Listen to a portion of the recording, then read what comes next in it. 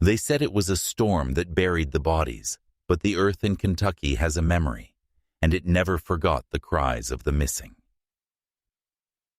Not drowned, not lost, but vanished, as if the soil itself had chosen to consume them. It begins with a single ledger buried beneath a floorboard in a house that no longer exists, a tobacco empire built on land. No one dares to own, not really, not since the night the workers disappeared and something older took their place. This story is not folklore.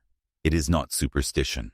This is an inheritance soaked in sweat, blood, and silence. Imagine a house so quiet, even the wind hesitates to touch its shutters. A house with no mirrors, because what reflected back was not meant for the living. The Beaumont estate was the crown jewel of postbellum tobacco, wealth towering white columns over black fields, a plantation reborn after the Civil War. But behind its resurrection lay a transaction no court ever recorded and no God ever blessed. They were not slaves. They were not indentured. They were employees contracted under shadowy terms, offered wages for silence and land for loyalty.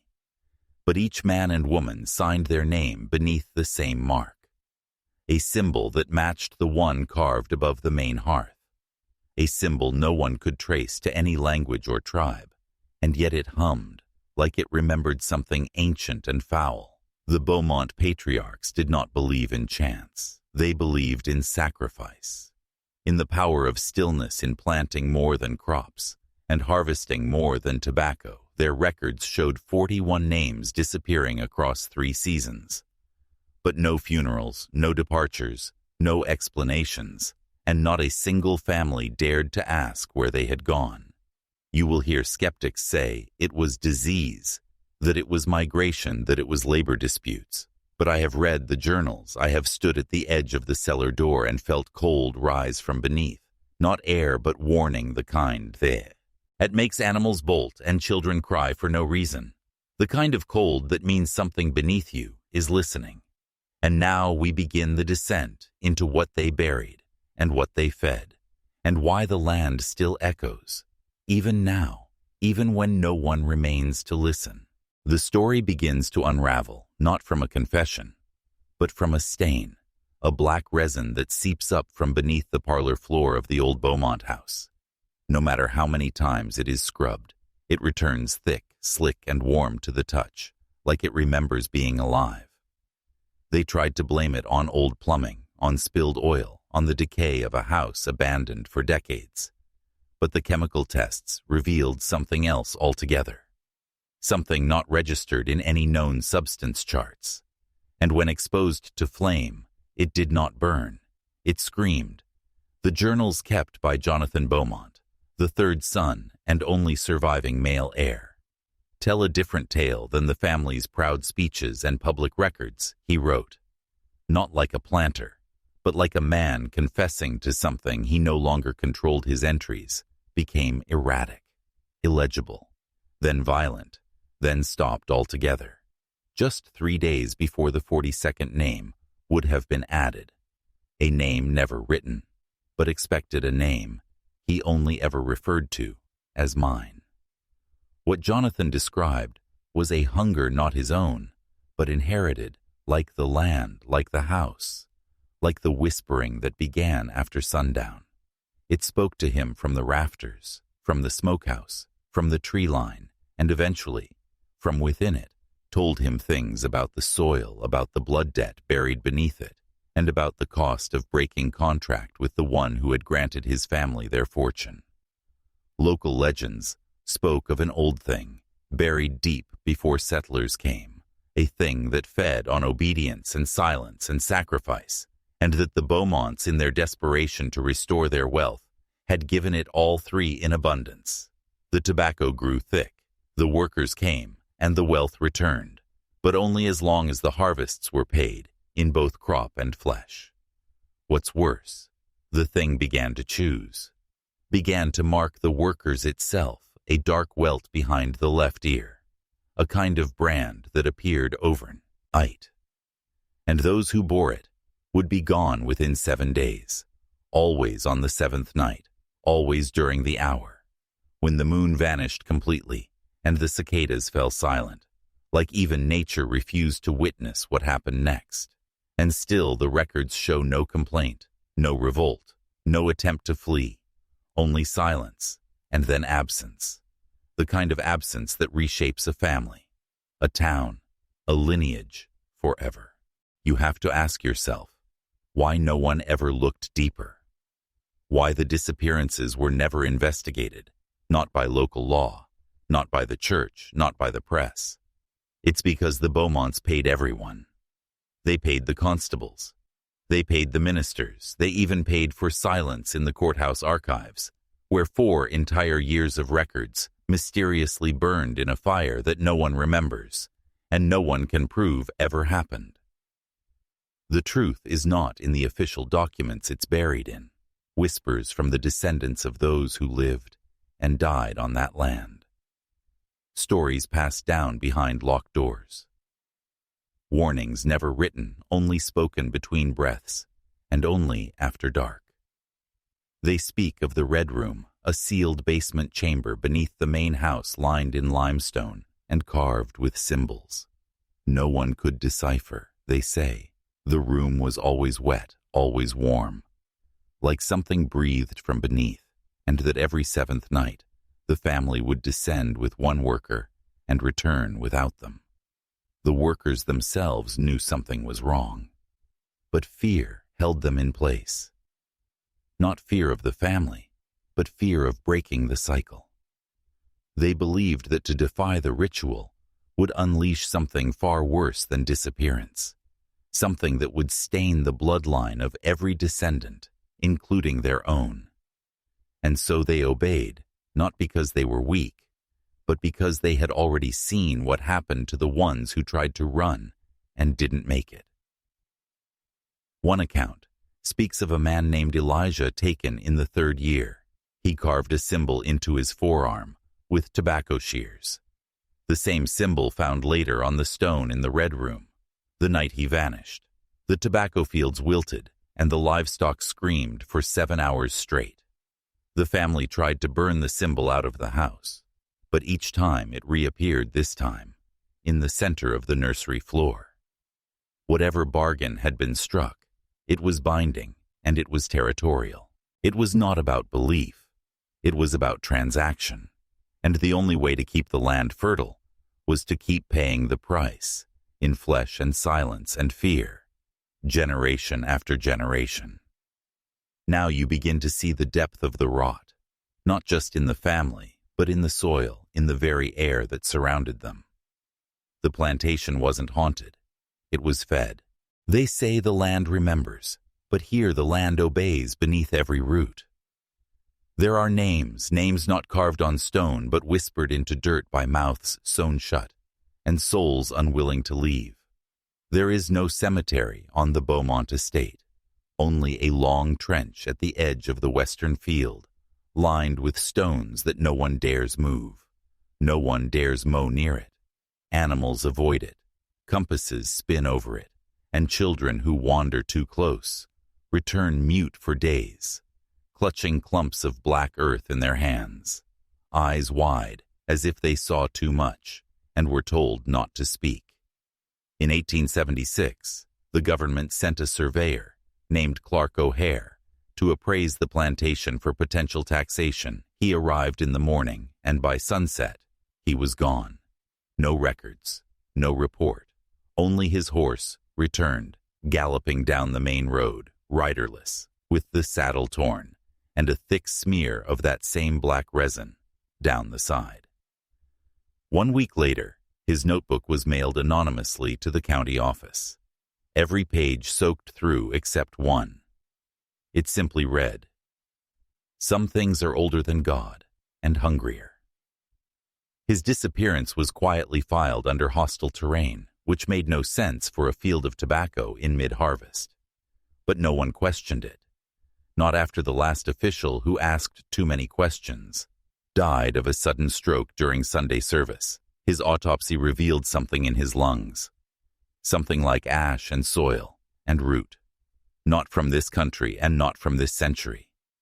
The truth is, the Beaumonts did not own the land. They were permitted to stay as long as they fed it, and in return, they received power, influence, immunity from law and protection, from deeper forces that most men dare not name. This was not about wealth. It was about keeping something ancient, satisfied enough to sleep, but never so full that it would leave them alone.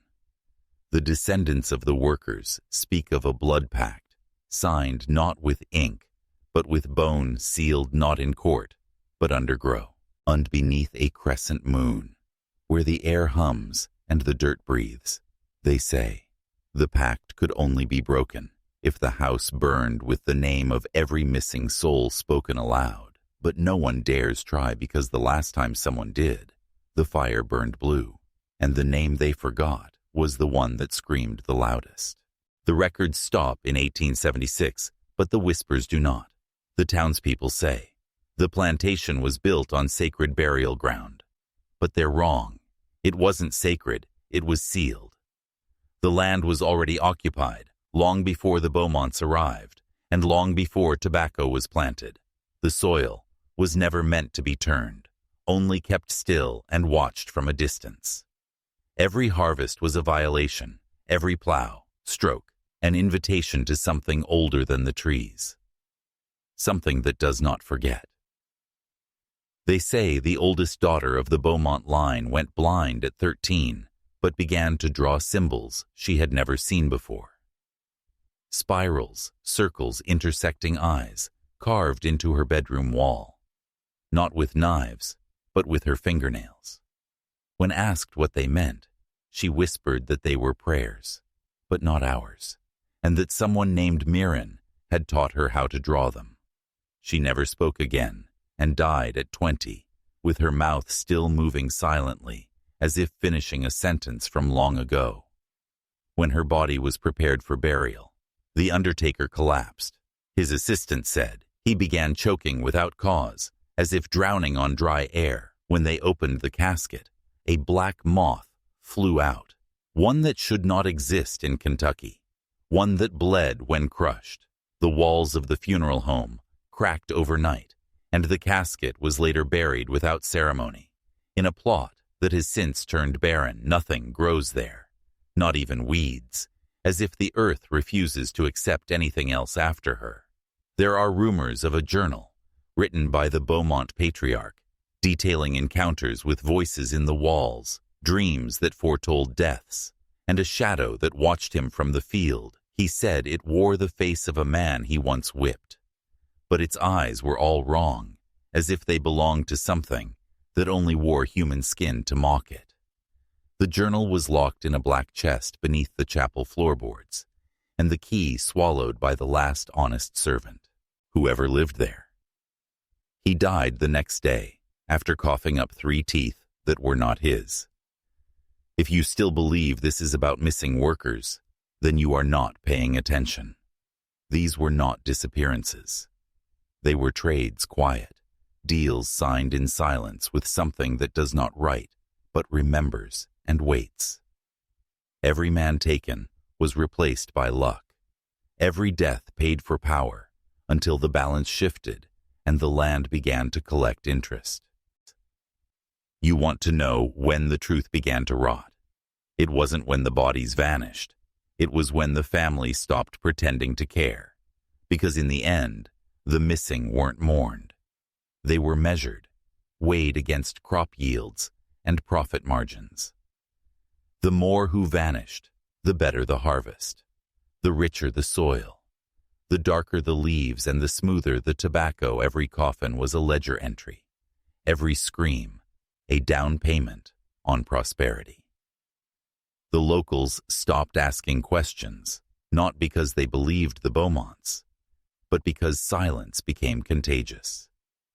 The kind of silence that follows you home and settles on your chest at night like a second skin. The kind that watches you from the corners of your house and waits for you to break the pact of ignorance. The field hands began leaving notes, not for their families, but for the ground, little slips of paper with names and numbers. Burial instructions, protection prayers. Not Christian ones, but old ones, carried in blood memory across oceans and chains. They knew what was coming long before it arrived. They knew because the land told them, and they listened. The Beaumonts never listened. They only took. One morning in early October, a fog rolled in. That never lifted. It wasn't smoke. It wasn't morning dew. It had weight. It clung to the lungs and blurred the edges of the world. Workers began to walk off into the mist, one by one, sometimes in groups, never returning. Not a single scream, not a single trace, as if they had been gently unstitched from the fabric of reality itself. And the Beaumonts did nothing. They simply logged the losses and hired more. The sheriff came once he walked onto the plantation grounds with a revolver and a Bible he left, without both, and never spoke again. His wife said he began carving symbols into his skin. Symbols that matched the ones found in the daughter's bedroom walls. Symbols no one taught him. Symbols not found in any church, but etched into the beams of the oldest barn on the land beams that were never harvested but delivered. The truth is, you cannot explain this with history books or science, because this is not history, and this is not science. This is inheritance, not just of blood but of debt. Every Beaumont born into a fortune made of vanished flesh and poisoned time, and the land keeps the books better than any banker ever could. Rebecca's fear was a shadow that grew longer as the sun climbed and the wagons rolled out from the eastern fields. These wagons were not the familiar tobacco carts, but heavy freight carriers with reinforced beds and canvas covers, and she did not know. Drove them. But riding alongside were figures from the town. Pillars of the community county magistrate, Edmund Hartwell, his clothing stained with dirt and something darker. Judge Cornelius Vandenberg, Mayor Samuel Preston, and Dr. Hiram Caldwell, a man Rebecca had trusted, though ironically, no relation to the missing Martha Caldwell. The procession moved slowly toward the main road, and Rebecca counted at least 8 wagons, all heavily loaded and covered. The men riding alongside spoke in urgent tones. Fragments of conversation reached her hiding place. Northern route arrangements in Louisville, and the chilling reminder to make sure no traces were left behind. After the wagons disappeared, rough men arrived. Systematic destruction began.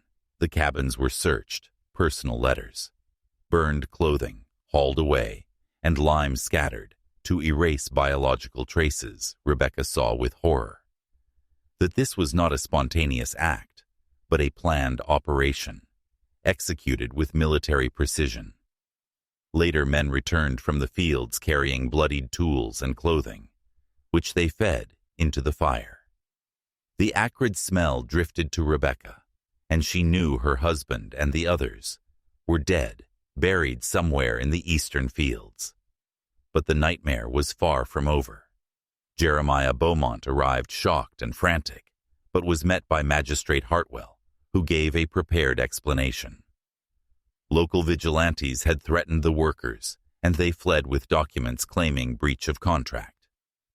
Jeremiah protested, but was subtly controlled and redirected by the conspirators. Rebecca realized she was in mortal danger and moved deeper into the woods, overhearing men discuss the hard work of digging graves and the use of lime to cover the evidence.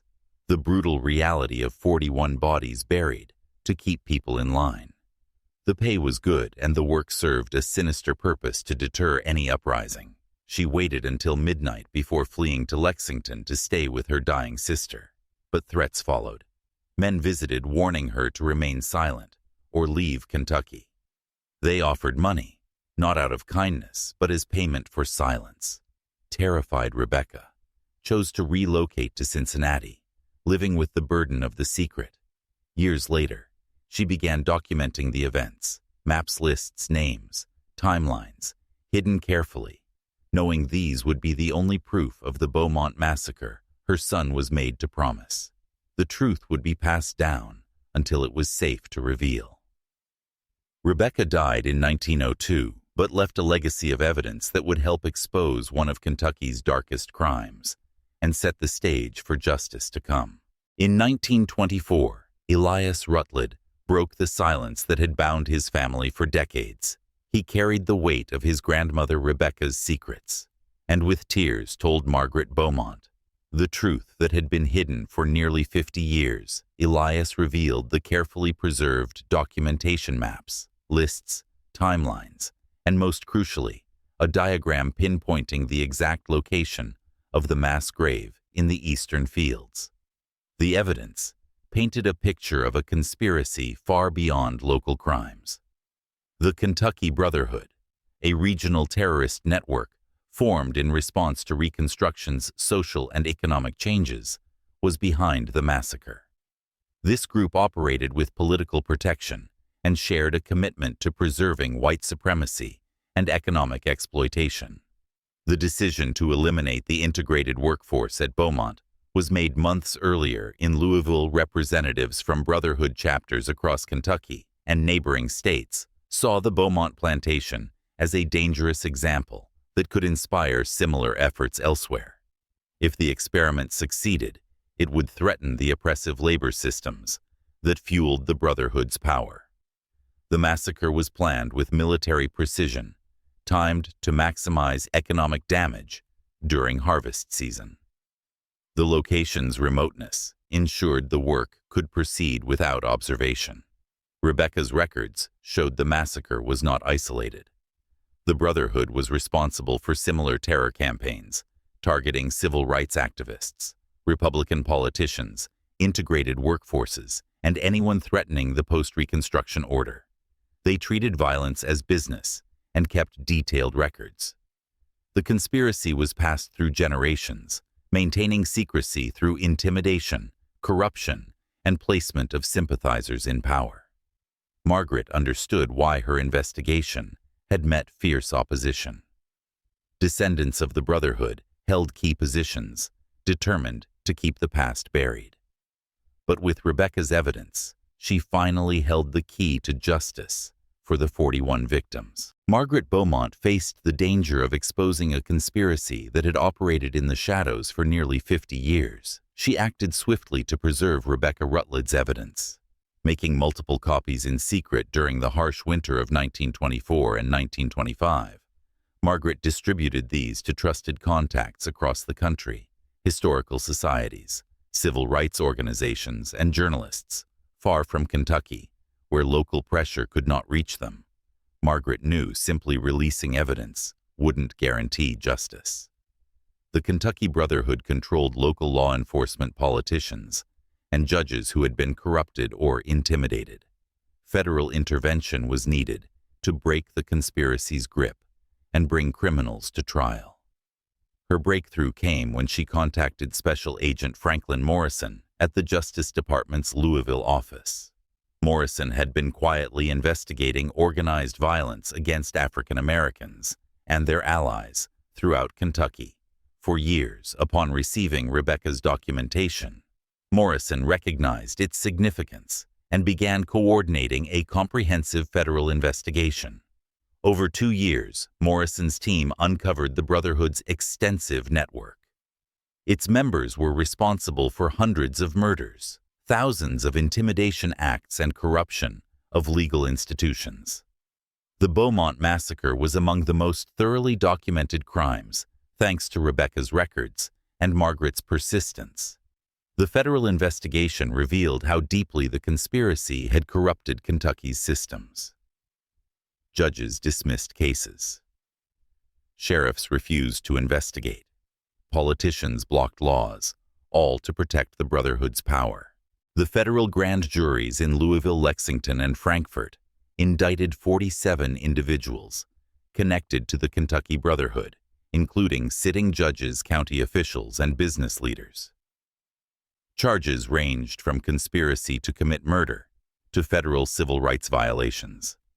The trials that began in 1927 shocked Kentucky and the nation. For the first time, post-Reconstruction terrorism was exposed in open court, revealing organized violence hidden for decades. Testimonies detailed not only the Beaumont massacre, but the broader system of terror used to uphold white supremacy throughout the South. Facing overwhelming evidence, County Magistrate Harrison Hartwell chose to cooperate with prosecutors rather than face trial. His testimony confirmed much of Rebecca's documentation and exposed additional crimes. Hartwell described how his father had received orders from Louisville Brotherhood leaders to eliminate the Beaumont workers, to discourage integrated labor operations.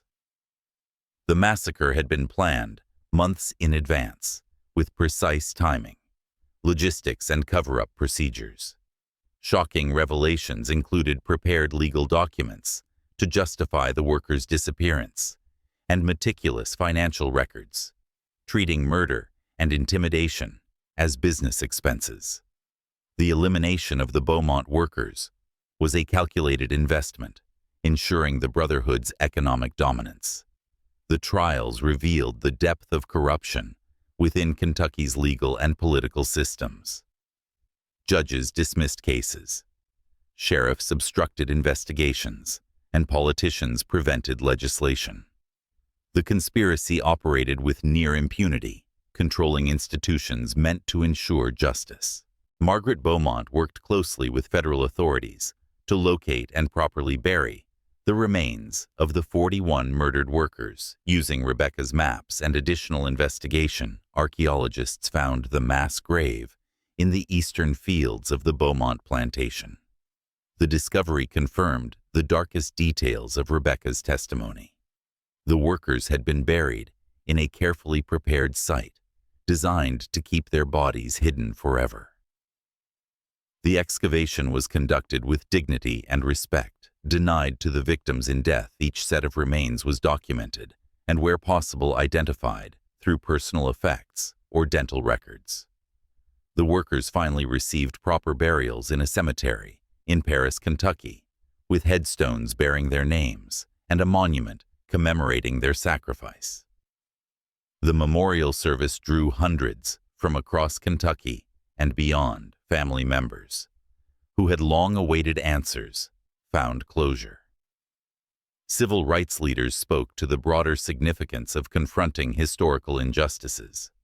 Margaret was recognized for her courage, but she credited Rebecca Rutledge and the family members who preserved the evidence at great personal risk. Their bravery brought light to a dark secret that had plagued Kentucky for decades. The federal trials resulted in convictions for 31 of the 47 defendants. Sentences ranged from 10 years to life, with the harshest punishments reserved for those who directly participated in the murders. Several defendants died before trial, and others fled the state to avoid prosecution. The Kentucky Brotherhood was effectively destroyed as an organization, though some individual members who escaped prosecution continued to hold influence. The exposure of the Beaumont massacre sparked renewed federal attention to organized terrorism in the South and led to stronger civil rights legislation.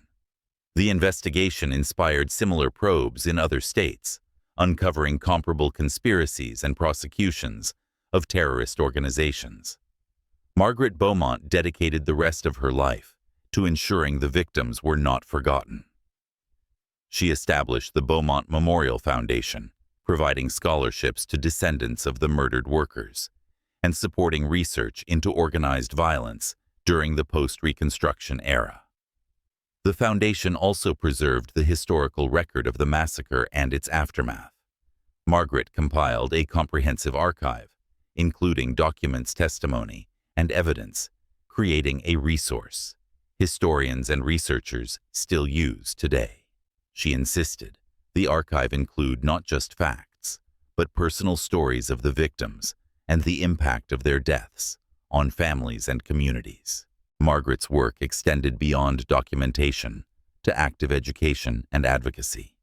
She spoke at schools, universities, and community organizations, sharing the story of the Beaumont Massacre and its significance in American history.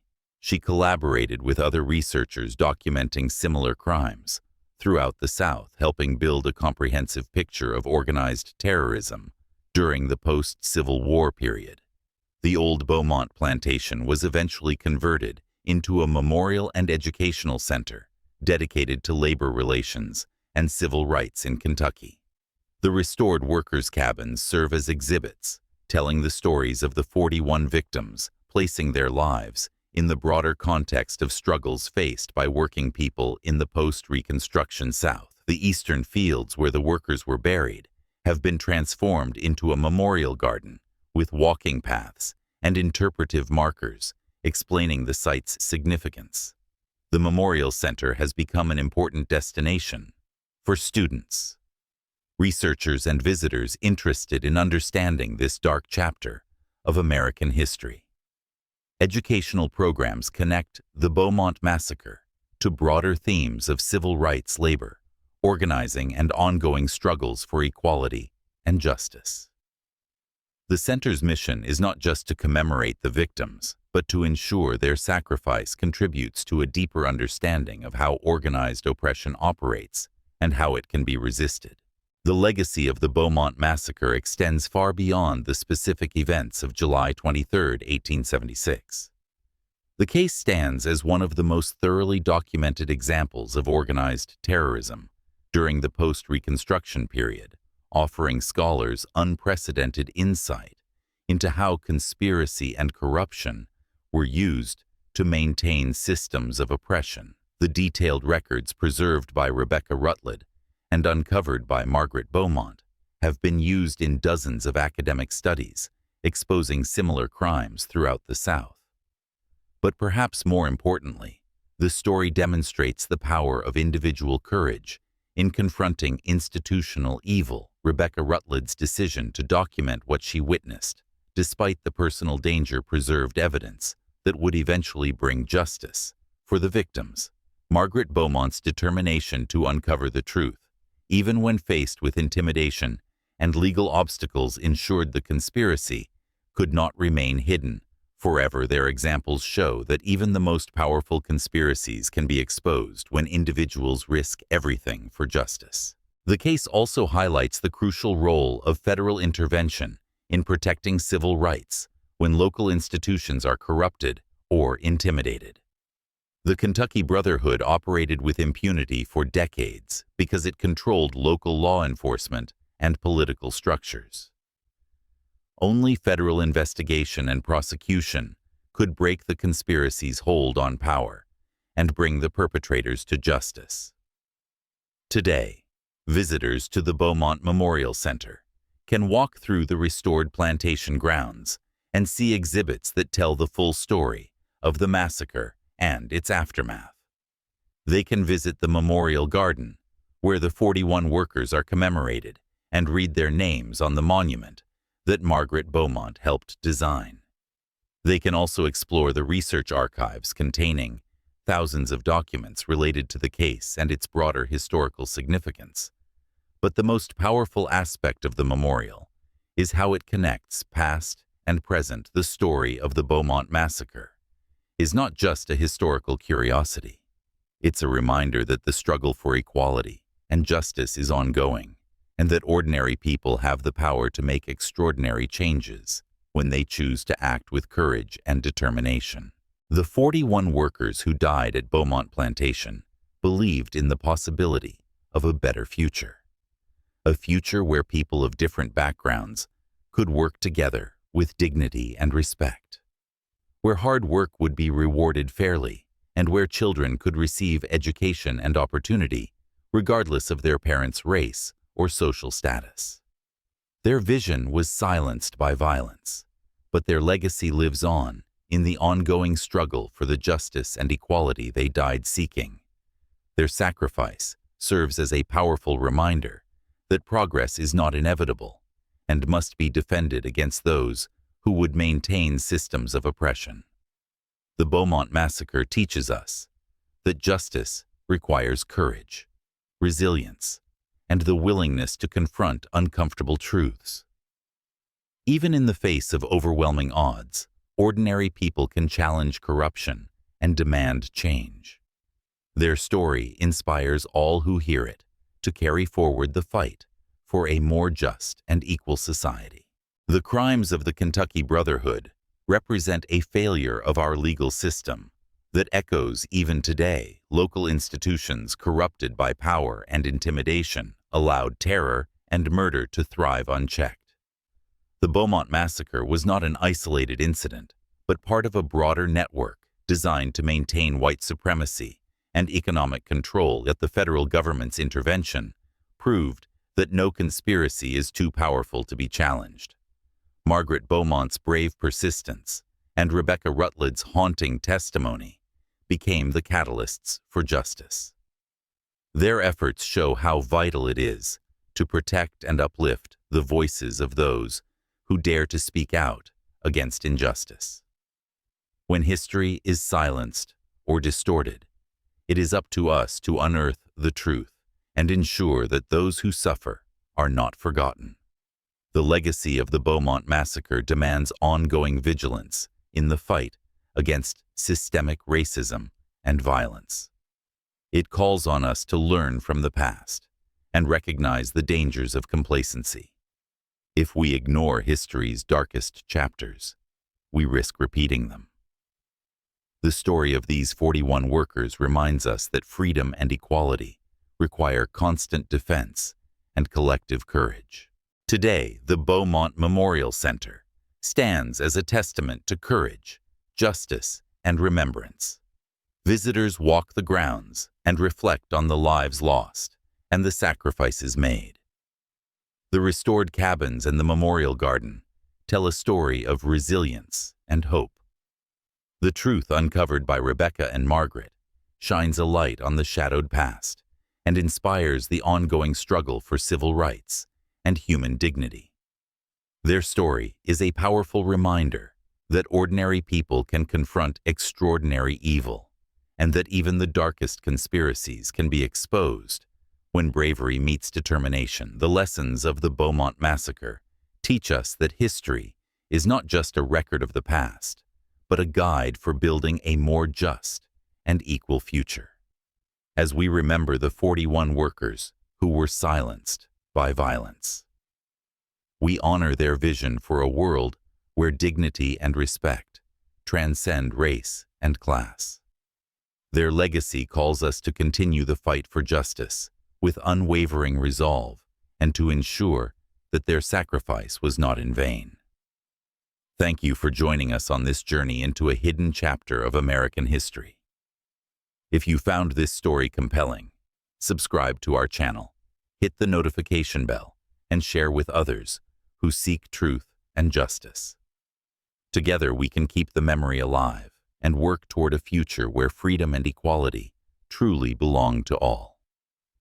See you in the next video, where we continue to explore the shadows and light of our shared past.